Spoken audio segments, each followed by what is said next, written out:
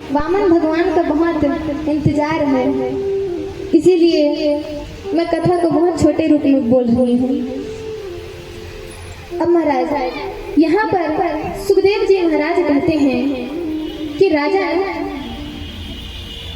शुक्राचार्य जी के पास एक मृत संजीवनी थी, जिससे वह सारे असुर जो पराजित हो चुके थे, जो मर चुके थे, उन्हें शुक्राचार्य जी ने फिर से जीवित कर दिया।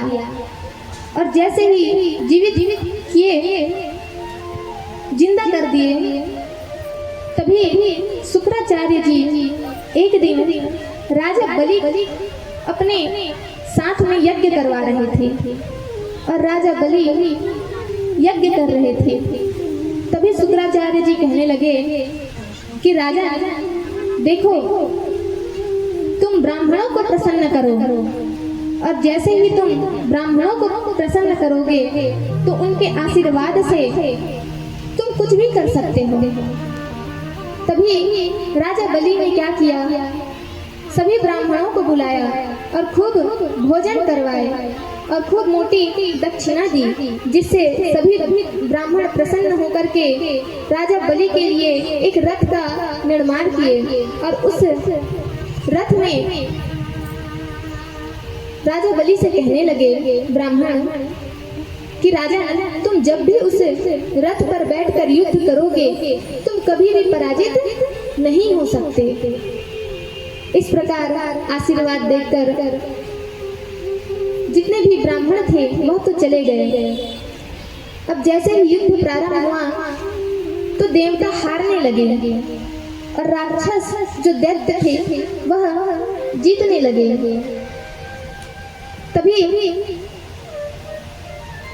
बृहस्पति जी कहने लगे, यह बात बृहस्पति जी ने देवताओं की माता को बताया तो उनकी माता रोने लगी।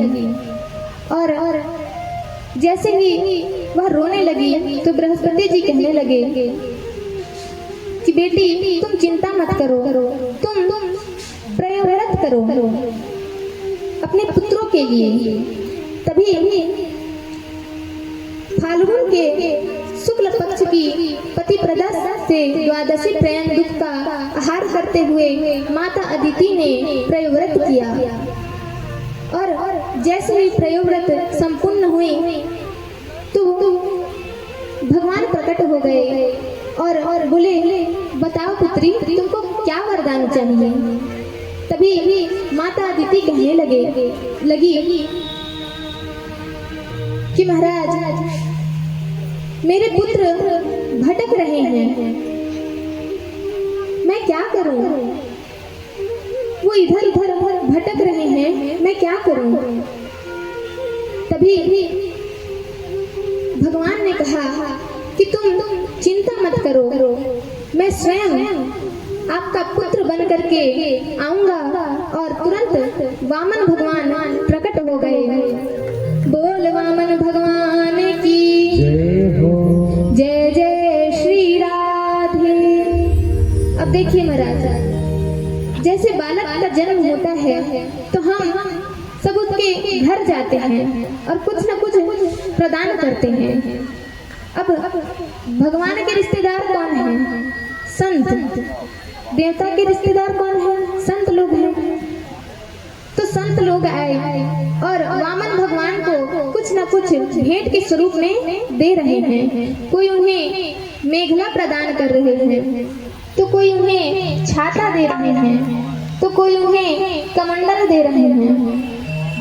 और तभी वह सब वस्तु को लेकर के वामन भगवान अपने गुरु जी के पास गए, बृहस्पति जी के पास, और अपने गुरु जी से कहा कि गुरु जी, आप ये सब वस्तु आप रख लीजिए। तभी बृहस्पति जी कहने लगे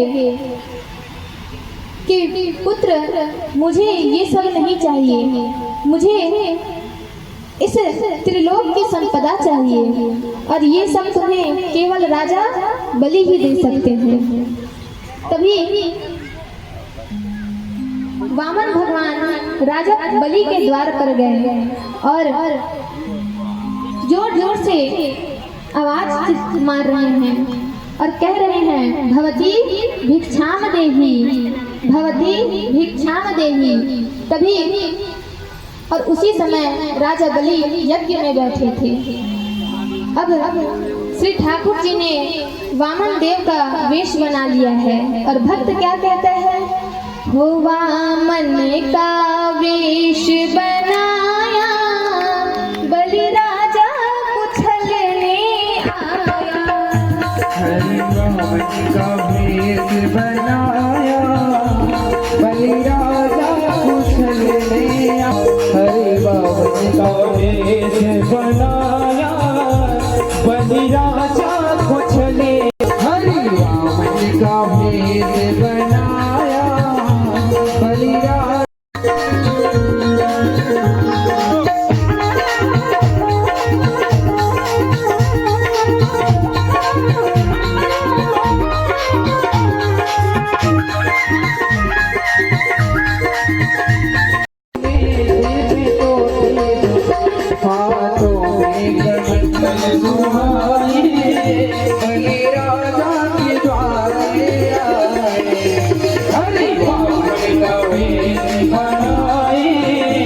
बलि राजा उछलने आए, बलि राजा के द्वारे आए, उछलने आए, बलि राजा उछलने आए, बलि राजा उछलने आए, बलि राजा उछलने आए। बोले वामन भगवान की जय हो, बोल बिहारी लाल की जय हो, बोल राधे राधे, श्याम से मिला दे, राधे राधे, श्याम से मिला दे, बोल बिहारी लाल की जय हो। बोल भक्त वत्सल भगवान की जय हो। जय जय श्री राधे। अब महाराज जैसे ही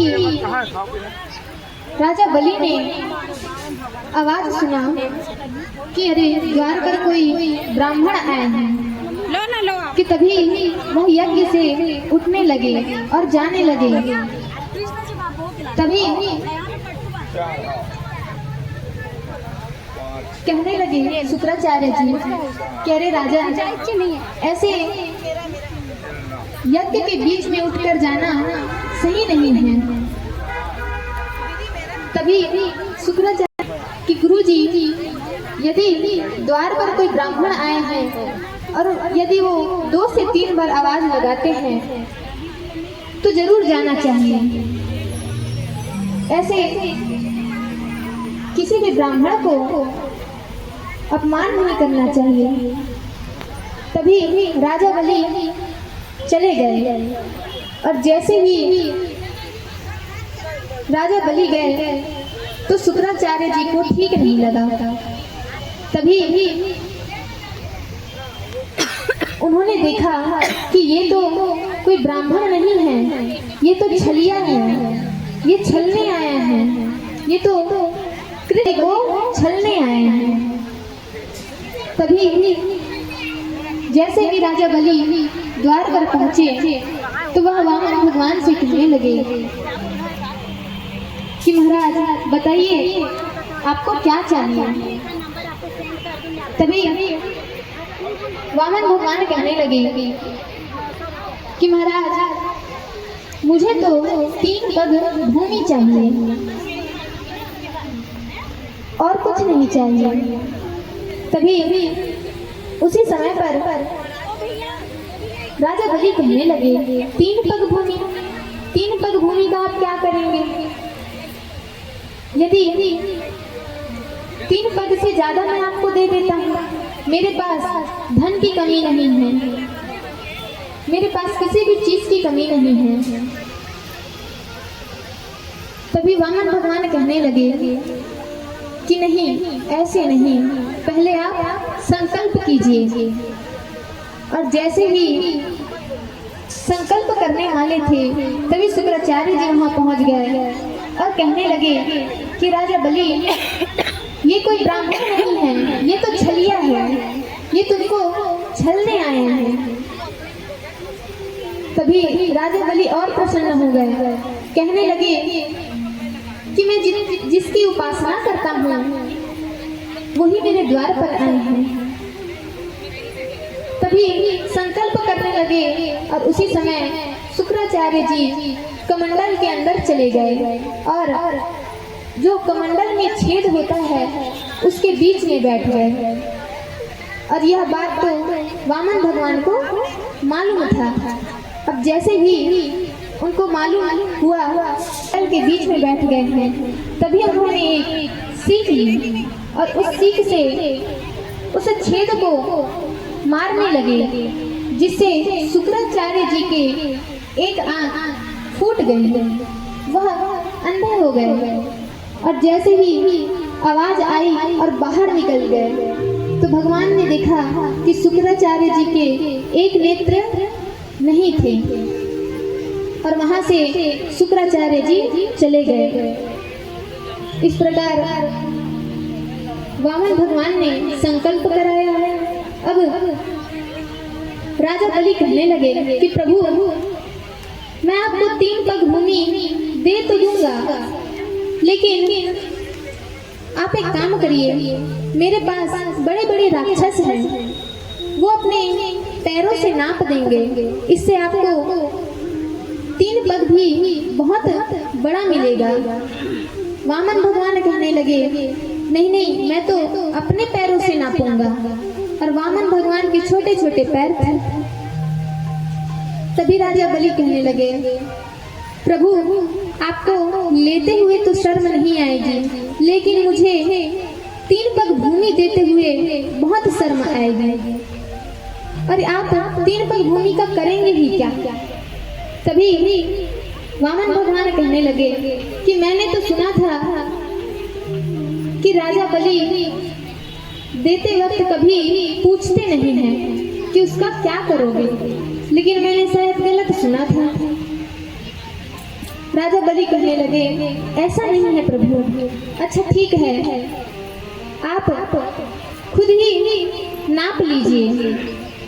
अब जैसे ही वामन भगवान अपना पहला पग उठाया तो पूरी पृथ्वी को ही नाप दिया और दूसरे पग में पूरे ब्रह्मांड को ही नाप दिया। अब तीसरे पग रखने की जगह ही नहीं थी। तो राजा बलि ने कहा, प्रभु आप तीसरा पग मेरे सिर के ऊपर रख लीजिए। इस प्रकार से भगवान ने अपना तीसरा पग राजा बलि के सिर पर रखा और इतना सुंदर भाव देखकर भगवान ने पाताल लोक का राजा बलि को बना दिया और खुद उस पाताल लोक के द्वारपाल बन गए। अब कुछ दिन पश्चात माता लक्ष्मी सोचने लगी कि ये विष्णु जी इतने दिन हो गए कहाँ हैं? तभी उन्होंने अपने नेत्र बंद किए और देखे कि विष्णु जी तो पाताल लोक में द्वारपाल बने हैं। तभी वहां माता लक्ष्मी चली गई और राजा बलि से कहने लगी कि भैया मैं आपको राखी बांधना चाहती हूँ, आपको मैं मौली बांधना चाहती हूँ। और